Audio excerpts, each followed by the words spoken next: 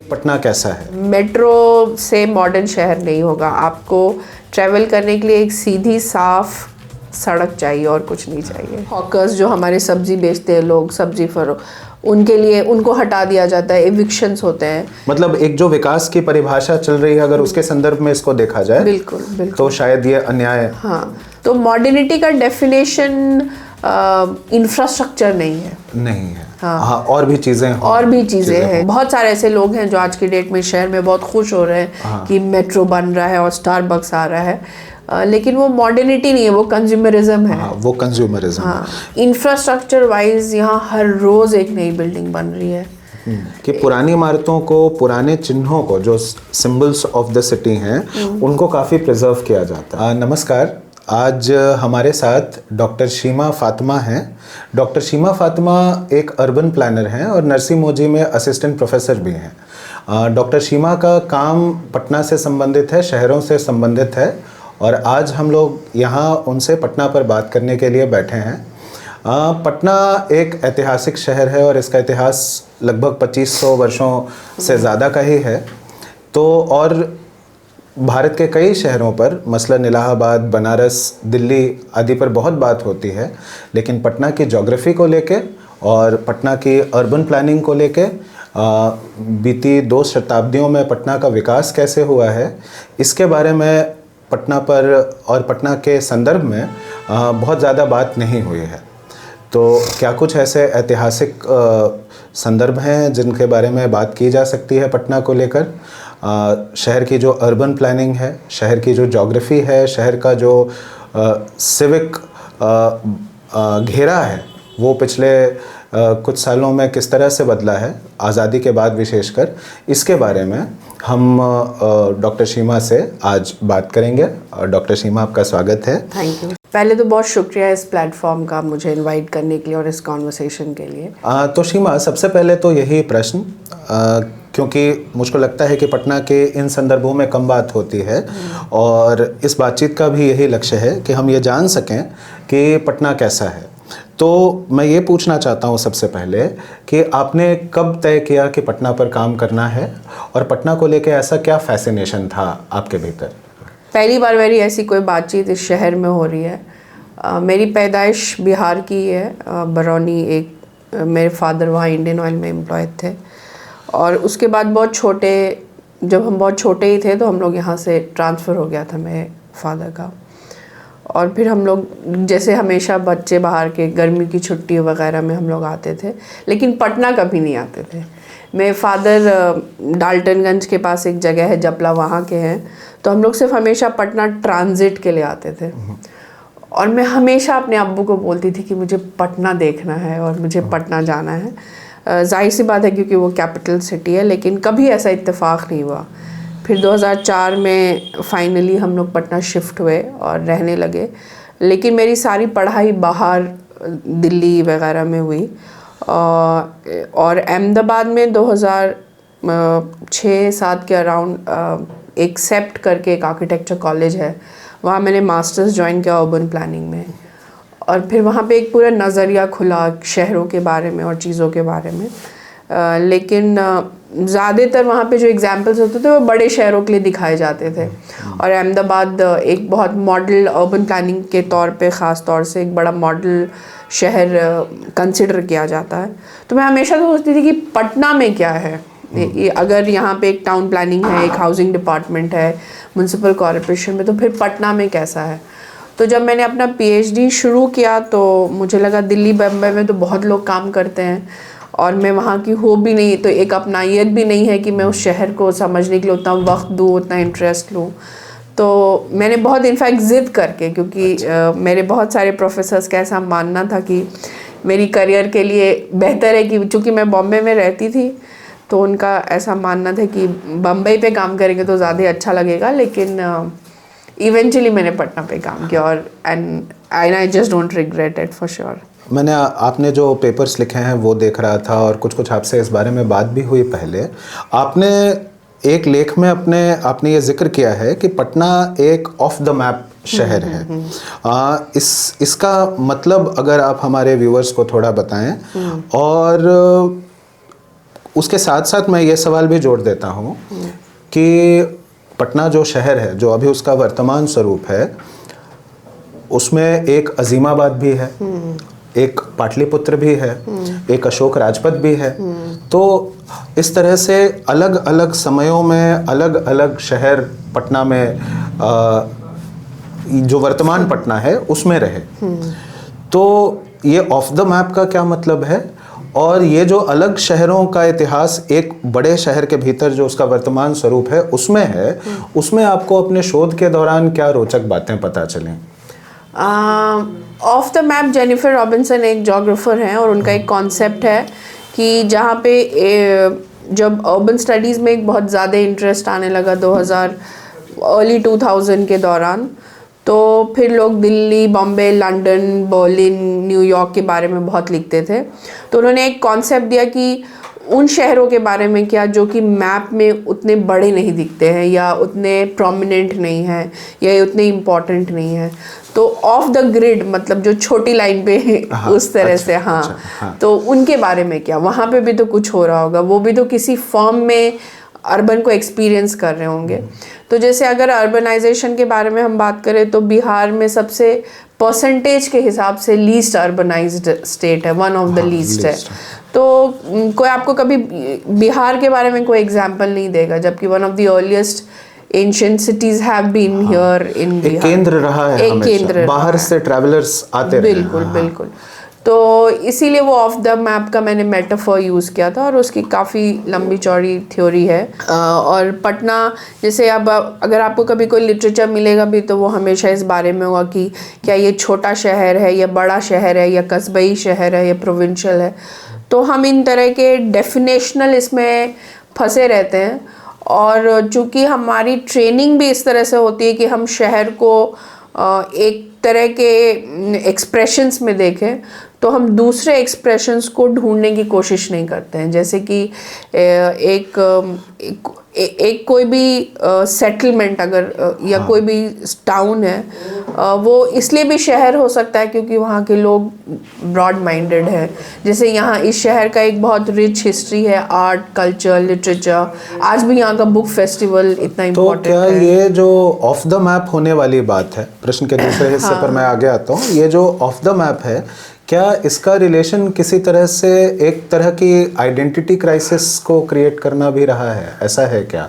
हाँ, मतलब जो एक पूरा मतलब अर्बन स्टडीज़ में एक पूरा दौर चला था जहाँ पे मेगा सिटी है, वो किस सिटी से नेटवर्क्ड है, वो कितना इम्पोर्टेंट है, उसके नेटवर्क ग्रिड्स कैसे हैं। तो उस एक्सरसाइज में जेनिफर रॉबिन्सन ने ये कॉन्सेप्ट यूज़ किया था।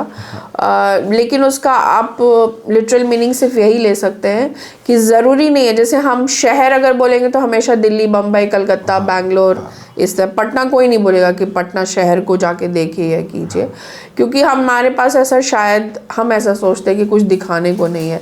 लेकिन जब आप यहाँ पे लिटरेचर देखेंगे, एक्टिविटीज़ देखेंगे, थिएटर देखेंगे, ये इस तरह के प्लेटफॉर्म्स जो हैं, जैसे मैं अब यहाँ पे आती हूँ और मुझे यहाँ पे ये platform, so it is definitely an expression of being a modern society, no.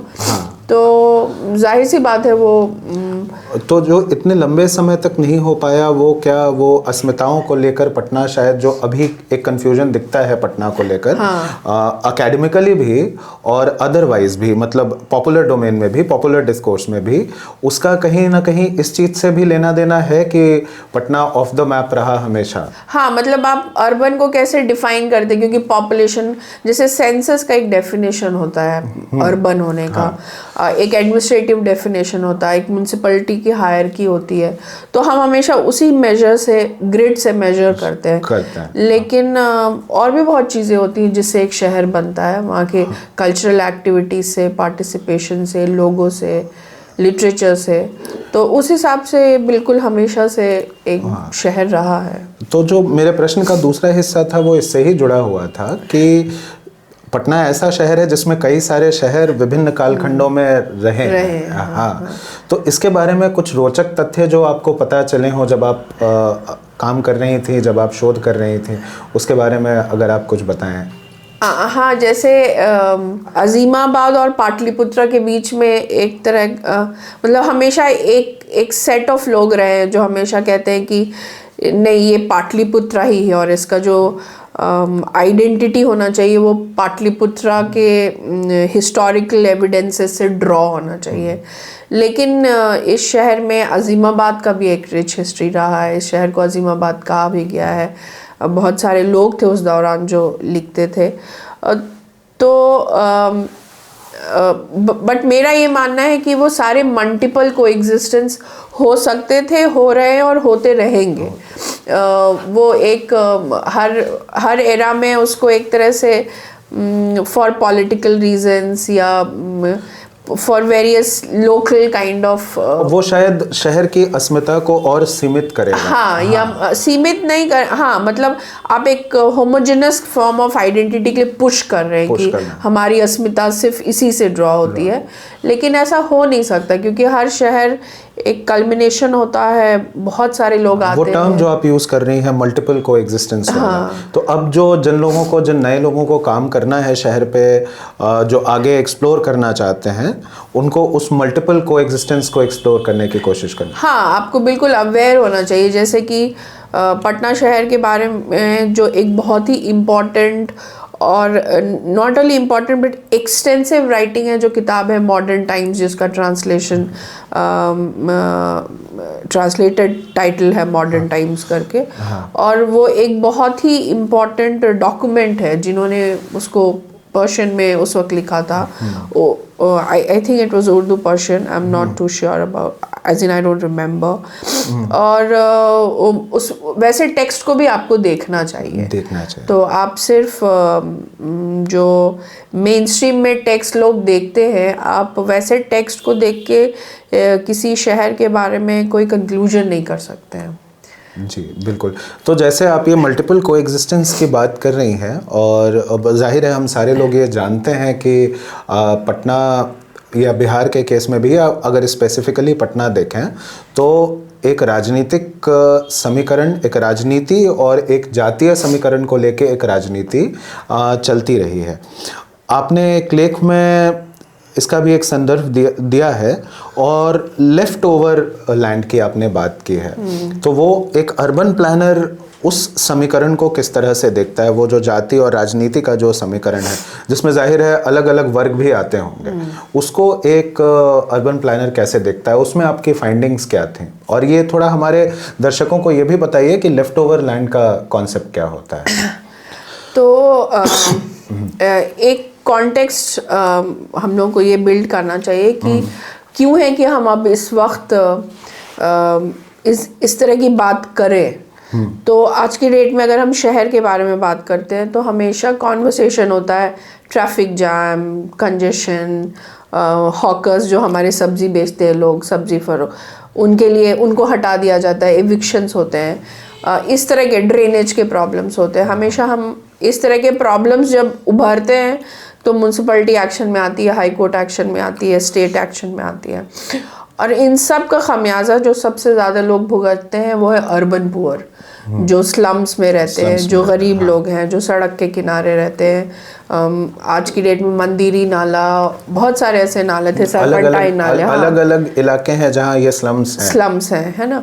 और वहाँ पे हम लोग एक्सटेंसिव एविक्शन हमने देखा है, स्पेशली पिछले 10 साल में जितना इविक्शन यहाँ पे हुआ है शायद ही किसी और शहर में रीसेंट टाइम्स में हुआ होगा। तो हम स्टेट गवर्नमेंट ने उसको बोला इंक्रोचमेंट ड्राइव और मेगा इंक्रोचमेंट ड्राइव और महा इंक्रोचमेंट ड्राइव एक्सेट्रा। तो ये कौन लोग हैं जिनको यहाँ से हटा दिया गया है? क्या वो इतने बड़े प्लेयर्स थे कि उन्होंने आके किसी ज़मीन को इंक्रोच कर लिया और 3-4 डेकेड पे किसी का नज़र नहीं गया और अचानक लोगों को लगा भाई ये सारे लोग इलीगल है? तो इसी वजह से इस तरह का एक हिस्टोरिकल समझ रखना बहुत ज़रूरी है कि ये किसकी ज़मीन थी। तो अगर आप गौर करेंगे तो जो सबसे पुराने और बड़े स्लम पॉकेट्स हैं वो उन सब नेबरहुड्स के आसपास हैं जो बिहार हाउसिंग बोर्ड की और पटना इम्प्रूवमेंट ट्रस्ट की कॉलोनीज़ हैं। अच्छा। विच मीन्स कि ये सारी कॉलोनीज़ के पास उनके लिए जगह आइडेंटिफाई किया गया था। लेकिन इन सारी कॉलोनीज़ के जो करता धरता थे, या जो हमारी स्टेट थी, या जो ब्यूरोक्रेसी थी, या जिसको हम लोग कहते हैं दी अर्बन इलीट्स, जिनको ये नॉलेज है कि भाई वहाँ पे लैंड एलोकेट हो रहा है, हाउसिंग लोन मिल रहा है, इसके लिए यहाँ पे एप्लीकेशन भर सकते हैं, उन लोगों ने इसको सबसे ज़्यादा यूज़ किया और दूसरे लोगों को इससे बाहर रखा। तो हाँ, जैसे मेरे अपने पीएचडी के दौरान भी मैंने बिहार हाउसिंग बोर्ड का मिनट्स बहुत साल का मैंने देखा, और उसमें बार बार वो लिखते हैं SC/ST के हाउस एलोकेशन में कि हमने न्यूज़पेपर में छापा है लेकिन इसको वो पढ़ते नहीं हैं, देखते नहीं हैं, एप्लीकेशन नहीं आता है, तो अब आप ऐसा करें, आप ये हाउसिंग जो है आप MIG वालों को दे दें या HIG वालों को दे दें। और ये वस्तुतः उन लोगों की बात कर रहे हैं जो समाज में, शहरी समाज जो है, शहरी सोसाइटी जो है, उसमें सबसे निचले वर्ग के लोग हैं, जिनके पास जो बेसिक कम्युनिटीज़ या यूटिलिटीज़ हैं वो भी नहीं है। बिल्कुल। तो उनसे ये उम्मीद करना कि वो अखबार देखें हाँ। या वो उस पूरे ब्यूरोक्रेटिक प्रक्रिया में जाएं, हाँ, ये अति मतलब एक जो विकास की परिभाषा चल रही है, अगर उसके संदर्भ में इसको देखा जाए बिल्कुल तो शायद ये अन्याय। हाँ, तो आपने उनके लिए कोई फैसिलिटेशन, उनके लिए कोई रास्ता नहीं बनाया कि अच्छा आपको नहीं पता है तो हम आपके पास जाएंगे। और अगर आप हाउसिंग बोर्ड या पटना इम्प्रूवमेंट ट्रस्ट की जो या यहाँ का जो एक ही मास्टर प्लान बना था 67 में, अगर आप उसमें पढ़ेंगे तो उसमें लिखा हुआ है कि ये जितनी न्यू कैपिटल एरिया के बाद जितनी भी कॉलोनी बनी, चाहे वो श्री कृष्णा नगर हो, श्री कृष्णापुरी हो, Anandpuri, boring road, canal road, जितनी भी कॉलोनी है, उन सब का रैशनल था कि जो इनर सिटी है उसके कंजेस्टेड नेबरहुड्स को क्लियर करने का, और जो स्लम या स्लम लाइक नेबरहुड्स हैं वहाँ से लोगों को यहाँ बसाने का, ताकि कंजेशन क्लियर हो और न्यू नेबरहुड्स क्लियर हो।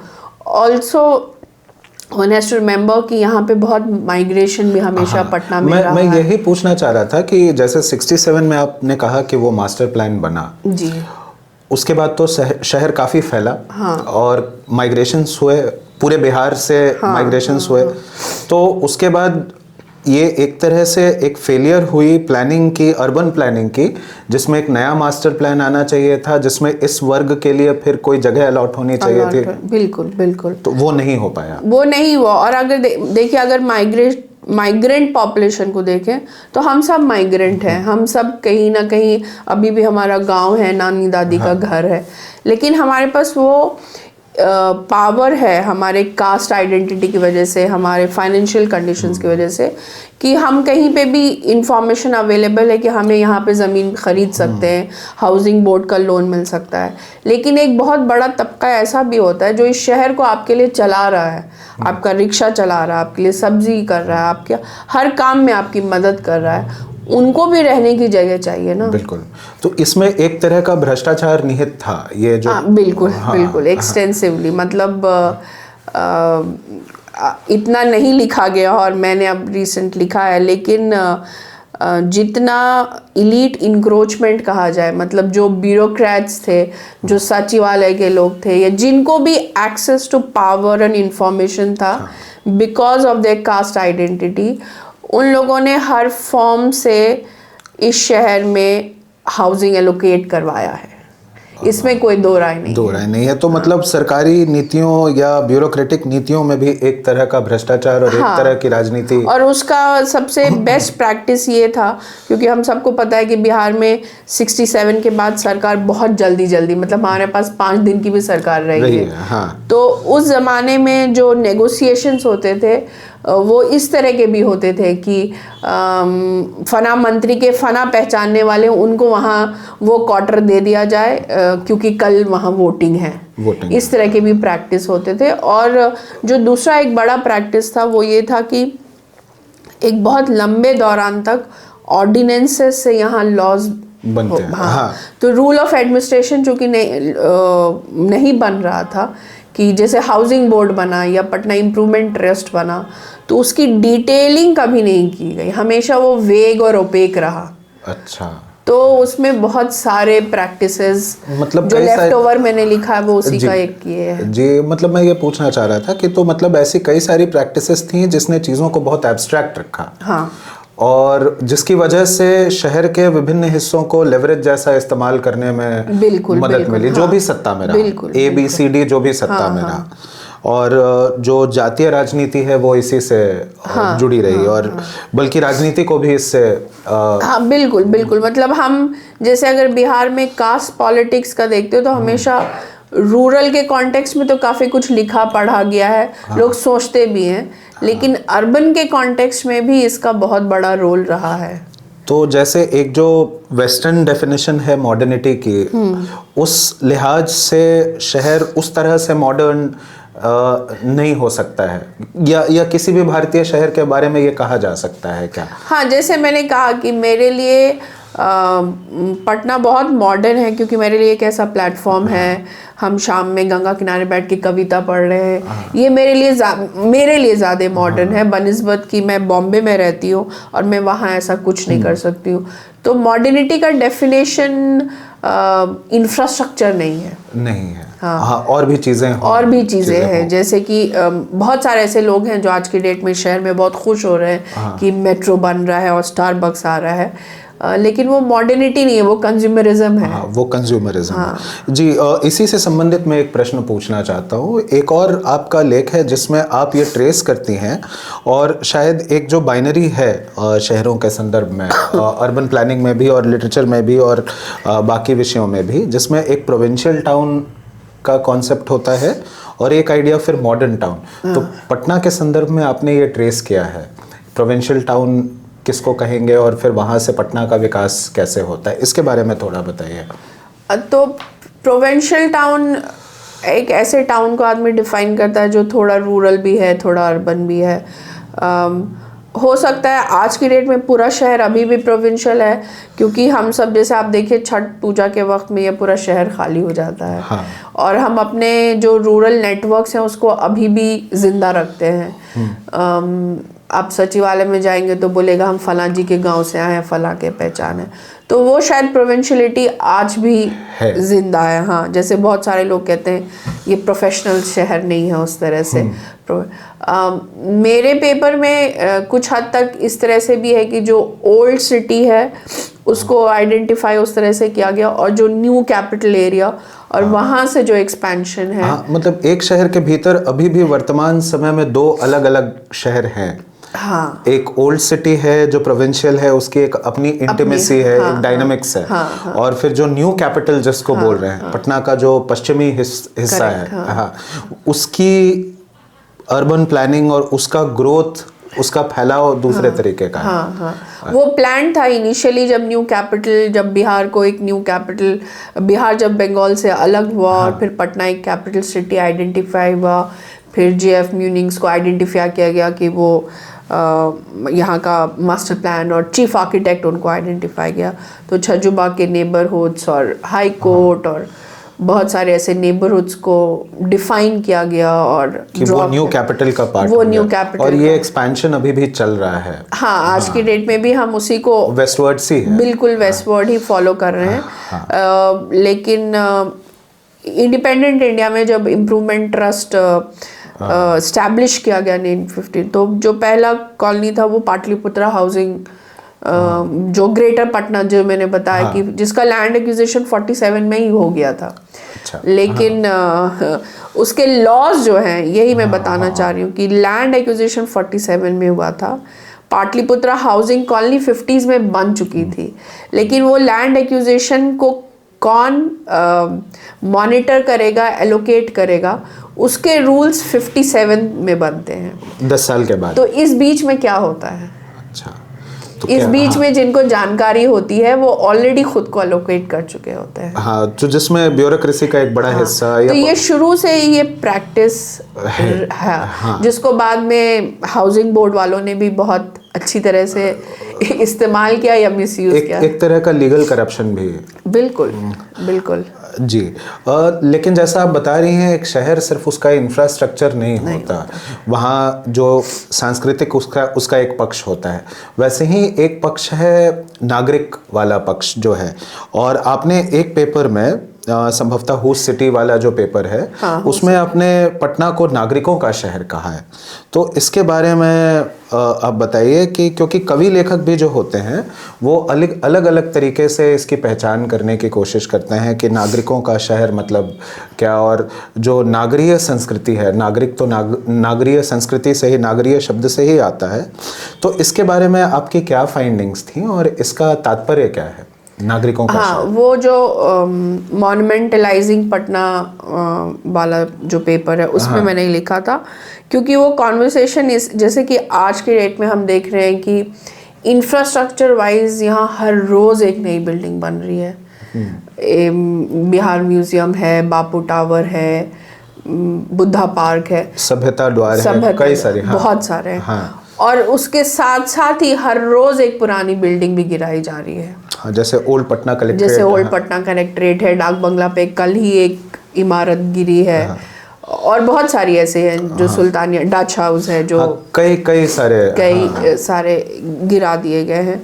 तो इस फॉर्म ऑफ अर्बनाइजेशन मतलब मैं खुद ही सोच रही हूँ कि जहाँ पे हमारी एग्जिस्टिंग गवर्नमेंट जो बिहार सरकार है वो क्लेम कर रही है कि जैसे एक क्लेम किया जा रहा है कि ये म्यूज़ियम का शहर बनाया जाएगा, लेकिन अगर आपके पास इतनी सेंसिटिविटी है कि आप हिस्ट्री को इतना तर्ज दे रहे हैं और इतना इम्पोर्टेंट समझ रहे हैं, तो फिर आप इस तरह के पुराने बिल्डिंग्स को क्यों गिरा रहे हैं? जो एक उदाहरण तुरंत मेरे दिमाग में आया आपकी बात से, कलकत्ता में शायद इस चीज़ को लेके एक सेंसिटाइजेशन है कि पुरानी इमारतों को, पुराने चिन्हों को, जो सिंबल्स ऑफ द सिटी हैं, उनको काफ़ी प्रिजर्व किया जाता है। हाँ, बहुत सारे यूरोपियन सिटीज़ में the city itself is a museum. The city, जैसे वेनिस। हाँ, the city itself, every house, every building is a museum.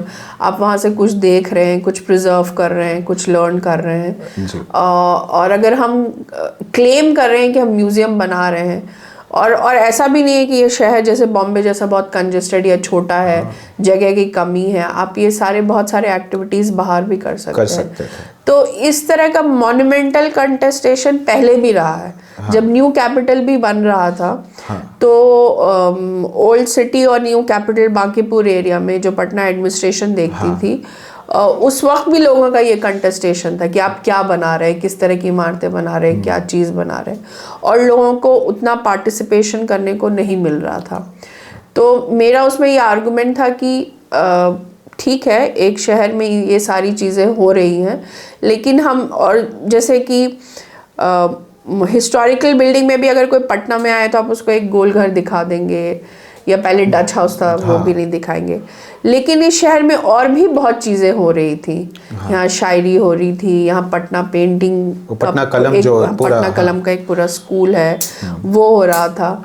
तो बहुत सारे न्यूज़पेपर्स यहाँ से छपते थे, लिखे जाते थे।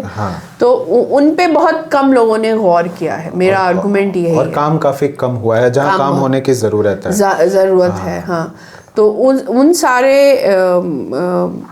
उनको भी आप यूज़ कर सकते हैं ये समझने के लिए कि इससे भी सिटीनेस आप इमेजिन कर सकते हैं। जो एक अस्मिता की लड़ाई है, या अस्मिता को और स्थापित करने की जो लड़ाई है, शायद इससे। तो ये यहाँ के ये cityness is being maintained by the citizens, as in जो नागरिक होंगे। हाँ, जैसे कि मैं हमेशा बोलती हूँ कि इप्टा या उस तरह की और भी जो कल्चरल ऑर्गेनाइजेशंस थे, जबकि एक बहुत ही छोटा सा शहर है उस तरह से, उस पर किसी ने नहीं अटेंशन दिया है। कि जैसे मैं अपने थीसिस के दौरान भी बहुत सारे ऐसे लोगों से मिलती थी जब वो बताते थे कि अगर रिक्शा वाले को भी इविक्ट किया गया है तो बहुत सारे ऐसे सामाजिक ग्रुप होते थे जो नाटक करते थे, उनके लिए एजिटेशन करते थे, उनके साथ खड़े होते थे, या हॉकर्स के लिए ऐसे होते थे। अब उस तरह के ऑर्गेनाइजेशंस बहुत कम हो गए हैं, लेकिन वो भी एक सिटीनेस को मेंटेन कर रहा था। उसके साथ साथ ही क्या आपको ऐसा लगता है कि डॉक्यूमेंटेशन की भी काफी कमी है? डॉक्यूमेंटेशन की बहुत कमी है। दस्तावेजीकरण जो होता है वो नहीं किया गया। बहुत, मतलब जब मैंने अपना थीसिस करना शुरू किया था तो मेरे लिए बहुत मुश्किल था। मुझे बहुत अलग तरीके इन्वेंट करने पड़े। जिस तरह से हम दिल्ली बम्बई में ट्रेन किए गए हैं पढ़ने के लिए, उस तरह से आप इमेजिन करके काम नहीं कर सकते हैं आपको। तो उसका तो बहुत, स्पेशली अर्बन के कॉन्टेक्स्ट में बहुत कम था, क्योंकि जैसे मैंने कहा, हर कोई इसको एक प्रोविंशियल टाउन ही इमेजिन करता था, शायद लोग भी यहाँ जो रह रहे थे उसको वैसे ही इमेजिन कर रहे थे। तो जो आगे जो शोध करेंगे या आगे जो पटना पर काम करेंगे, किताबें लिखेंगे, उनके लिए ये महत्वपूर्ण होगा कि वो उस दस्तावेजीकरण, उस डॉक्यूमेंटेशन के ऊपर भी ध्यान दें। हाँ। अच्छा, आपकी आगे क्या योजनाएं हैं पटना से संबंधित? आपकी कोई किताब आने वाली है? ऐसी उम्मीद तो है, और मैं अभी मैं इस कोशिश में हूँ कि मैं एकेडमिक पब्लिकेशन तो खैर हो ही रहा है, लेकिन मैं एक ऐसी किताब निकालूँ इस शहर पे जो हर कोई पढ़ सके। तो इसीलिए वो ज़रा वक्त ले रही है, लेकिन मेरी ऐसी ख्वाहिश है कि मैं नॉन एकेडमिक फॉर्मेट में लिखूं, और हिंदी उर्दू जिस भाषा में भी लिख सकूं, या इंग्लिश में भी अगर लिखूं, लेकिन ऐसी किताब लिखूं क्योंकि इस तरह का डॉक्यूमेंटेशन, मतलब शहर स्पेशली कैसे बढ़ा और उसके क्या नेगोशिएशंस थे, उसके बारे में मेरे नज़र में कोई किताब नहीं है। जी, तो मतलब जैसे आप ये निगोशिएशंस की बात कर रही हैं, तो दर्शकों को ये बताना चाहिए कि निगोशिएशंस जो होंगे ये पॉलिटिकल होंगे, कल्चरल होंगे, और बाकी हर पक्ष को देखेंगे। बिल्कुल बिल्कुल जी। तो उस किताब के लिए मेरी तरफ से आपको खूब शुभकामनाएं। हम लोग इंतज़ार कर रहे हैं, और आपने हमसे बातचीत की और इतना कुछ पटना के बारे में बताया, इसके लिए बहुत धन्यवाद। अपने दर्शकों को ये बताना चाहेंगे कि हम सब इस उम्मीद में हैं कि ये किताब शीघ्र आएगी, और पटना जो है उसकी अस्मिता जो है, जिसकी स्थापना की लड़ाई हम सारे यहाँ के नागरिक लड़ रहे हैं, उस लड़ाई में ये किताब एक मील का पत्थर साबित होगी। आपका बहुत धन्यवाद। बहुत बहुत शुक्रिया। और एक आखिरी में मैं ये बोलना चाहूँगी कि हाँ, किताब बहुत ज़रूरी है, हर कुछ है, लेकिन वो हर नागरिक को ये अवेयर रहना चाहिए कि बहुत सारे लोग हैं जो इस शहर को बनाते हैं, उनके लिए भी इंफ्रास्ट्रक्चर होना चाहिए। म्यूज़ियम होना बहुत अच्छी बात है, और उसका एक बहुत इम्पॉर्टेंट रोल है एक शहर को बनाने में, लेकिन वो ऐसा म्यूज़ियम हो जिसमें हर किसी की भागीदारी हो, हर कोई भी रिप्रेजेंटेड हो।